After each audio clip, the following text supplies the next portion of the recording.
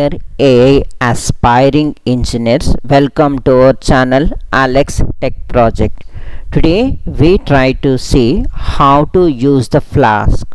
So you can see the Flask. Flask is a lightweight WSGI web application framework. You can see it on this screen. This is a lightweight WSGI web application framework. Now let us see what is meant by WSGI, web server gateway interface, with us HTML pages. And here is the one you can see how the Flask and user guide, installation, kickstart, all these things, tutorials, templates, it has been explained over here. Now let us move to the HTTP methods. You can see it on this screen. The HTTP stands for Hypertext Transfer Protocol. You can see, and the methods will be the get, post, put, head, delete, patch, options, connect and trace. But in our demo or in our application we are using get and post. Get is a method used to request the data from the specified resources. Mean from the server we need to request the data. And the post mean it is used to send the data to server. So we are sending some data to the server. So these two are the methods. Get and post is the most important thing. And apart from this one, if you come over here, you can see HTML web forms. It is there. In this web forms you can see the lot of forms: contact form, registration form, sign in form, lead generation form, order form, survey form, search form, email form. So these forms it is already been there. You can see it on this screen. By writing the form name, label, email and password, it will try to create these widgets or interface. And you can scroll down different types of forms. You can see text, email, password, radio, checkbox, file, image, hidden, submit, reset button. Apart from this one, we can also enter the numbers. This is a number form. This is a tell, range, URL, search, color, date, time, date, time, local, month, week. So these are the forms we are using. And when you come to the HTML format, you can see W3 schools to overview of this one HTML tutorial. This it will try to give it as things. If you can see, the first line will be the doc type is an HTML, and it will start with as an HTML and end with as an HTML with backward slash.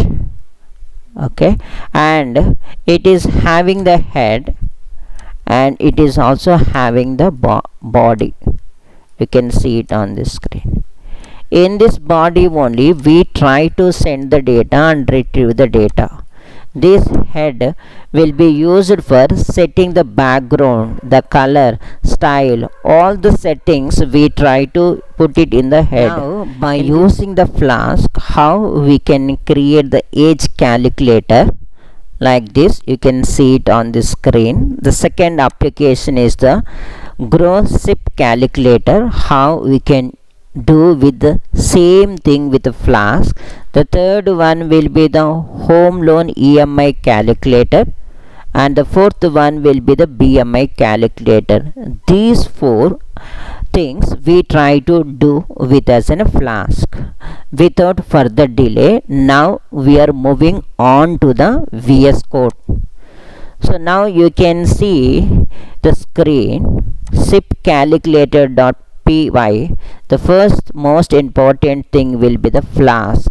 You can see from Flask, import the Flask, render template and request. So these three things are importing from Flask, and app is equal to Flask. Within the this one I am giving underscore name, and I am doing the calculate SIP, and this is called as a decorator, and this is called a route, that is a route. This is SIP calculator, and when you got the post, when you send the data from the HTTPS page, it will get these things from the request form. You can see the request form and do the calculation, and again render the template with this HTML, and these are the inputs to this file. So these things it has been used in the zip calculator.html. Now let me open the HTML file. As we discussed, this is the head. You can see it on this screen. This will be setting the background and container and input, which are the some of the things it has been there. The style main, which is comes from the CSS. So now after this one I am moving on to the body. So you can see the body from here to here. This is the body, and which will be having the container. You can see in this one the form is there, which is under the post method, and I am giving as an input type as a number because investment amount I need to send, and which will be having the step size, minimum value, maximum value, and similarly expected return, and you can see the minimum value, maximum value, step size and value, and time period is also same. And if you put this button type, you can see submit. So it will be, this is the form, the data will go, and like as an if and else, if m is not none, and this is going to be filled, and it is will be called this information while render template we are passing, and it is going to fill. So this part in the body is most important to get the data and to print the information, and whatever the this is there under the head, it will be useful for the backward settings. Okay, without further delay, now let us execute this one and see. For this one I need to run python.exe zipcalculator.py and click this one, and it will be landing over here. So 15,000 per month, 15 years, and 15% of return. The second one will be the returns, and third one is a time period.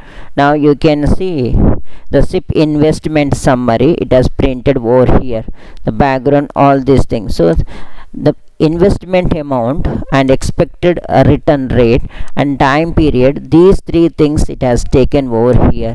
By changing the time period to 20, you can see it onto this one. Okay, so this is one of the application, that is zip calculator. Now let us move to the second application, and I am clicking on the home loan EMI and templates also. Now home loan .py, you can see the from Flask I am importing this one, which we have explained in the previous. This is the same, and calculate the EMI and route, this is the decorator, and from request method is equal to post. So it's a float, it is taking a request form, get loan amount, tenure, years, interest rate, these three things it is getting, and it is calculating the EMI, and it is getting this EMI, total payment and total interest, a render template, sending this HTML file with this input. Now let us move to the HTML file. As we discussed, this is the head and this is the body. Now you can see the form method, the HTTPS post method, it has been there, it was there under the container. You can see first one will be the number, the second one will be the number, third one will be the number. So this is the input forms number, loan amount, tenure, years and interest rate. So these three things it is taking and doing the calculation. Without further delay, now let us execute this one. Now coming on to here, home loan, and click on this IP, it will be routed. Now let us see 40 lakhs, and you can see 15 years and 7% of rate of interest. You can see 35,593 is the monthly EMI, total amount payable, total interest and principal amount. So you can see the home loan EMI calculator we have done. Now let us move to the other app. To create templates, under that one you need to put that file, the name of that file .html extension. So BMI calculator imported, and first one is a Flask, calculate the BMI. These are the functions. Now let us move to the route. This is the root BMI calculator. In the post method, I am getting the height and weight, and I am calculating this one. Render the template BMI calculator.html. This was located under the templates. This name should be fixed, templates only. Okay, now let us execute this one and let us see.